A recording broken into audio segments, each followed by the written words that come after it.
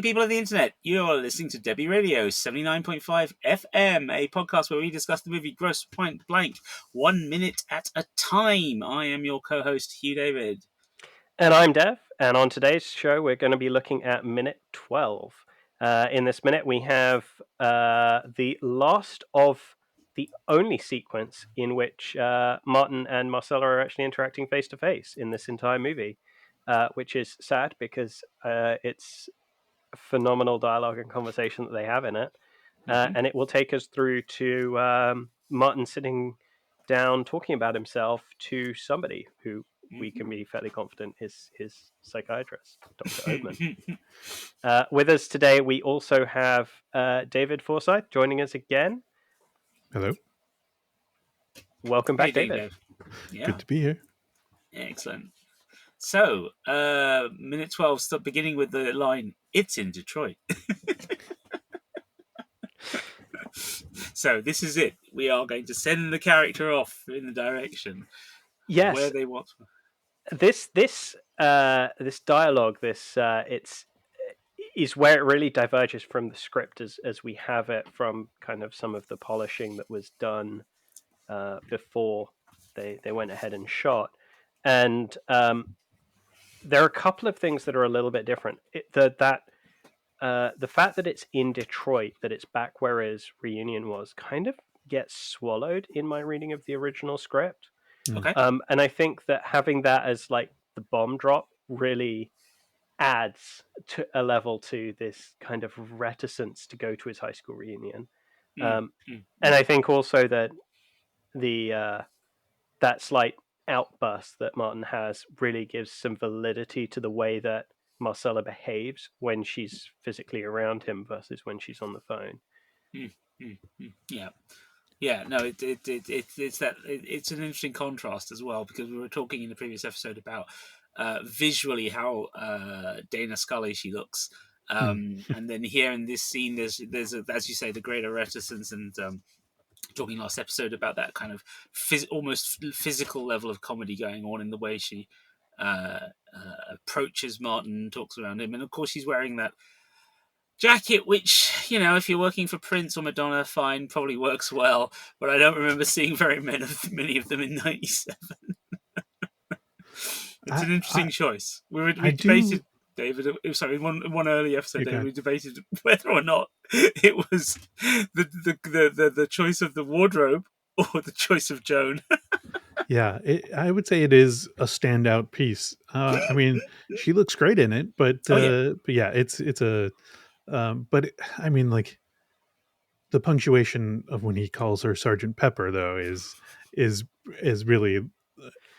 If you hadn't noticed it already, you notice it now, right? Like, and if you hadn't noticed that it's out of place and looks a little weird, you notice it now. It's just a quick little jab, and it's so well timed, right? Because the outburst that he has is right before that he calls her Sergeant Pepper, and so he stands up and he knocks things over, and she gets a little wide-eyed, and it looks like violence might occur, but then he settles, pokes fun at her, and then it all moves on, and it's a great little split second of, again, developing their characters while still being a great back and forth scene between two people who clearly really know each other very well. So yeah.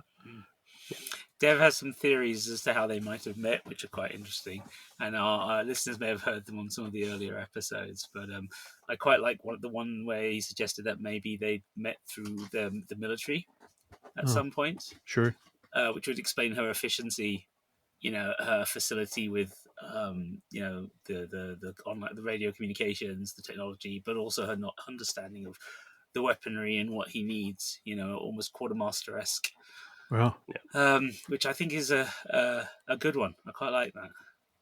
No, I hadn't thought about that at all, but that is a great theory, that she was sort of a logistics officer of some sort that was in procurement or just management of personnel and whatnot. Yeah, because I can't work out how you get into that line of work otherwise. Yeah, it's not like the secretary from oh gosh, I'm struggling to remember the of Better Call Saul, where they like Yes. just hire somebody from Craigslist, and it turns out she's good, so they like keep bringing her on and bring her. Or he brings her over from another law firm, or I think is what happens. But then they like it turns out she's pretty decent at shady crime kind of type business. So yeah, it doesn't she doesn't strike us as that. She's got a very particular set of skills. Sorry, Yes. couldn't resist. Yes. I feel like they also change Martin's character quite a bit in this compared to the script as I read Hmm. it. Particularly right at the end of this scene, um, Marcella says, "Don't forget your identity." Martin says, "See you next week." Martin stops short as he reaches the threshold. He holds up the envelope and stares a dagger through it. On his way out, over his shoulder, "Tell Dr. Oatman I'm on my way." Um, and that feels very, very different to how the end of this scene plays out, where, Yes. you know, he kind of takes all of the things as she's handing them to him, like it's his mother handing him his packed lunch before he goes to school, kind of thing. Mm-hmm. And then he goes all the way out, and then rather abashedly leans back into the office and is like, "Can you take care of the cat? Tell Dr. Oatman I'm on my way. Like, Mum, can you do all of these things for me because I'm, you know, running late or whatever." Yeah. Yeah. I mean, using her as an actual PA. Yeah. Yes, and also, almost that way that you know people have of kind of saying sorry without saying sorry, right? Being a little bit more demure about it, feeling bad for that outburst. Mm. Sure. Um, Yeah, and the fact that he like once she gets on the path of saying like you're going, here's the ticket, here's the dossier, and don't forget your identity. I mean, there's no discussion of it anymore at that point. Like he's not like, I don't want to do it, I'm not going to go, it doesn't fit my parameters for the mission, I don't want to go to the reunion. That all just ends like because she's done it, it's booked, Mm. she's taking care of the details, so he's okay, mom, I gotta go. Yeah. yeah, Mm. Mm. Mm. yeah, it's absolutely. Very much so. It's almost like an inverse version of those influences we were talking about last episode about the noirish elements. Whereas on the way out they would give the secretary all the instructions and the things the secretary has to do. Yeah, the secretary's giving him everything. yeah. It's not a mid. I mean, yeah, it is. It's not a complete reversal, but it is enough of one that there's that dynamic. She's back in charge again, isn't she? At this point. Yeah, And the bit of like there's a brief hesitation between when she gives him the plane ticket and the dossier, and having Yes. a little bit of back and forth, and then she's still got the identity in the way she says it to like, don't forget your identity, it's like, don't forget your lunch, Yep. that you would say to a kid on the way out the door. So exactly. it really, I think they took a moment to punctuate that motherly sort of aspect of her right then as Mm. well. So Mm. it's not by accident for sure. Yeah. Yeah. Can we speak about the dossier? Why is it Okay. shrink wrapped? I I wrote I wrote a whole paragraph about this because I had similar questions, but I mean it works as a great prop, I think, because you can plausibly say that it's sealed up because they want to make sure nobody accidentally seals it, right? Or nobody accidentally sees it, right? It Right. might be something where plastic wrap is a strange choice, yes, but you'd want like a sealed Yeah. Heat seal it. something or Yeah. another, right? Yep. But the fact that it's red and it's like sealed up like that, it makes it a great prop for what it's going to do for the rest of the movie, I Yeah. think. But yeah, it it does look a little strange here. Yeah, Yeah. I also like the fact that it kind of suggests the importance of it, and yeah, reduces the importance of the identity. The identity is in the classic brown paper, envelope with the Yeah, little metal yeah, twist, and whereas the actual dossier of the hit is blood red. and it kind of is beat up a little bit too, Yeah. like it's been through the mail, like it has been shipped over or something like that, Yeah. and couriered.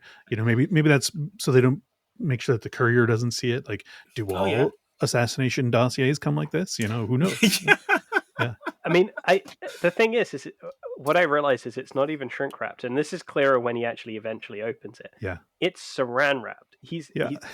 They've taken kitchen saran and wrapped this thing in kitchen saran. I'm like, that's The It cheap gives it a version. look. It gives it a look. I mean, I guess it waterproofs it, right? If nothing else. Yeah. Sure, yeah. I mean, is this what we did before they had, plastic rip open FedEx envelopes? Yeah, right. Maybe. Would, Although those definitely exist in 2 years when The Matrix is made, because Oh yeah. Neo opens one of those right at the beginning of The Matrix, right? First time I ever saw one of those was in Blade 2. Hmm. And then the first time I used one in real life would be 2003, I think, in the UK. So yeah, no, I definitely remember both. It was definitely a thing on the turn of the century because Bowfinger had it as well. It was a big deal in Bowfinger. I assume it's a sponsorship thing, but but it was also a funny yeah. joke as well about the whole. The day that it arrives on my lawn, I know I've made it as a producer. Yeah. When It shows how important I am. Yeah. exactly. Yeah. But yeah, in Blade 2, it was Norman Reedus's character ripping it open in the van and turning it. It turns out he's got a Krispy Kreme donuts have been sent to him, the 12 pack via FedEx. It took me. It was like 5 years later I realized just how expensive that must have been. Yeah. Yeah. That's funny. Oh dear. But yeah, no, as you say, it's very 1997. Alongside the color facts, saran wrapped envelopes. Yeah, those few elements of this film that really do date it. Yeah. For sure. So and I mean, as you said, the other thing is about the power. The power trade off, the balance of power between Marcella and Martin is, of course, the moment he closes the door and she goes, yes, and you're just like, oh, okay, fine. Now we know what was really going on here. Yeah, well, yeah, she just completely deflates and is just like, yeah, but and also then has to rewind it as soon as he comes back in. Yeah. But the fact that she was actually deliberately angling for this, the whole, and also I think coming back to what you were saying about your theory about how they met, I feel like once he's had his blow up and she starts to be more adamant and sir, she just kind of so much more formal, but at the same time she uses that kind of slightly overdone language the way the military do. When he says, "Would you consider them inflexible?" and she goes, "Sir, intractable." Yeah. So I feel like that sort of maybe cements your theory quite nicely, really. And that sort of unwind of her as he leaves really kind of puts it into your head about how much of this she has engineered, right? Like, Mm-hmm. yes, there may be people who are disappointed that he messed up that last job, and yes, they may be demanding that he make amends. But did she seek out a job that would get him to go to Detroit? Is she engineering him to be able to go to his reunion and engineering a way for him to not be able to refuse it? How much of this is fate and circumstance, because what does she say, it's in the hand of the gods or something like that, or something like that at some point, and how much of it is her doing, right? And why is she so insistent that he goes to this reunion?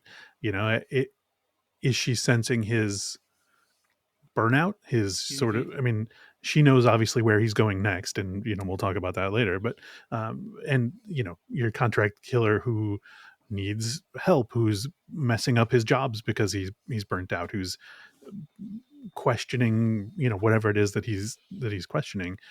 Is she trying to do this to get their business back on track, or is she concerned about him as a person? It's all it's all wrapped up in that little like half second of relief that she does. I think it's great. Yeah. Should we speak quickly about the very last scene of this minute? So right at the end, we cut to Martin basically looking at the viewer, right? The way the camera is positioned as he's starting to open up to what is actually his psychiatrist, Dr. Oatman.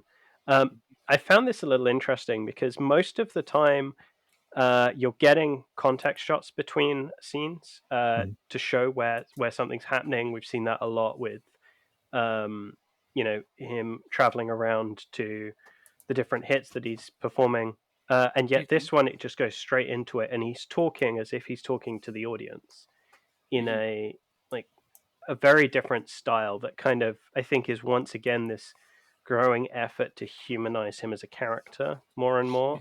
to reinforce the fact that the audience should relate to him. But it does leave you kind of, especially when we're looking at it a minute at a time and we don't see what happens next when it cuts to Dr. Oatman, it just leaves you with this sense that he's just kind of breaking that fourth wall. He's speaking to the audience suddenly, and kind of giving you some insight into his own feelings firsthand. I also feel like this might be, given what we were saying about Mom, giving him where he needs to go. He's going to Dad for some advice. Yeah. That's a good point. Yeah, I sort of just viewed this as a gag, right? To get into, contract killer goes to the psychiatrist, like, because we know he's going to a doctor, and we don't really get any more details than that, and so I mean, it's kind of funny to think about in those circumstances. But yeah, I think the relationship of going from the mom to the dad is a good transition as well. So yeah, that's fun to think about. I mean this was this is almost a precursor to a lot of other things that did the same kind of thing, right? Analyze this, analyze that. The Sopranos. They're 2 years later. Yeah, they're all using this kind of relationship to humanize characters that should otherwise have audiences are going to have a tough time relating to. Oh, Analyze This was the same year as The Sopranos. Weird. Okay, I remember seeing one that year, not the other. But okay. Yeah. It is funny, but again that strikes me as partly what we're saying about the throwback to the noir era. The 50s is very much when psychology in American film kind of comes into its own as a feature, either through the sort of greater depth of characterization or through actual characters and going to talk to psychiatrists and or psychologists, and that whole kind of era of Freudianism in cultural artifacts and media, and I feel like that there's that nod there, but then there's also, I mean, maybe I'm just being cynical here, but I do feel like a lot of American screenwriting is really about the characters they've drawn, and often about what the writers know. And I sometimes feel like, oh yeah, okay, let's talk about psychiatry because or psychologist because I know I'm always seeing my shrink. I don't know. That might be being unfair on the original writers.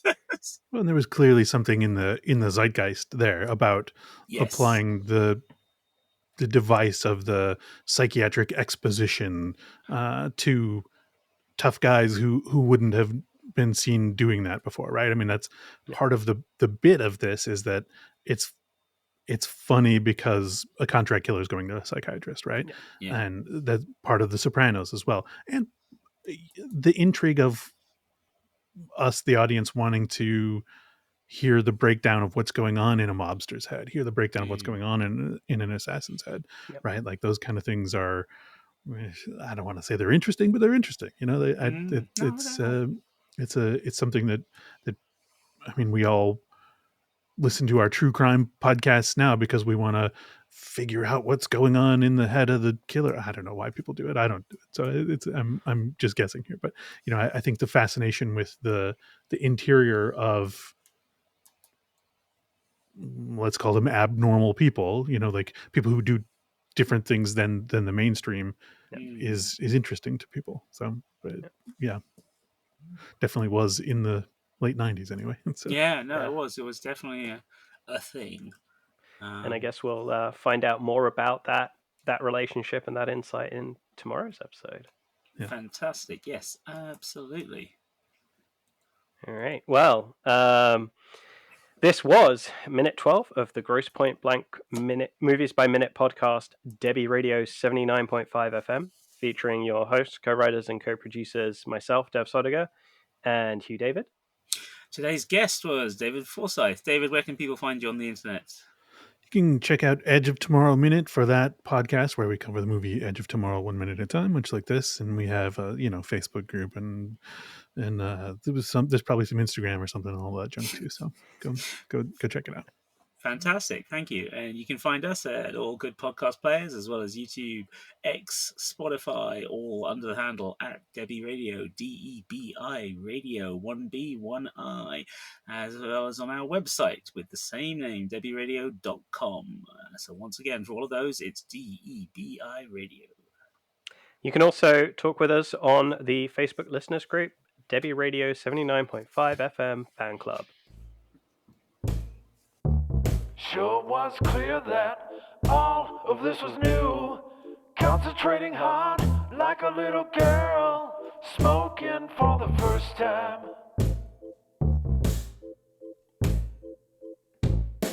It was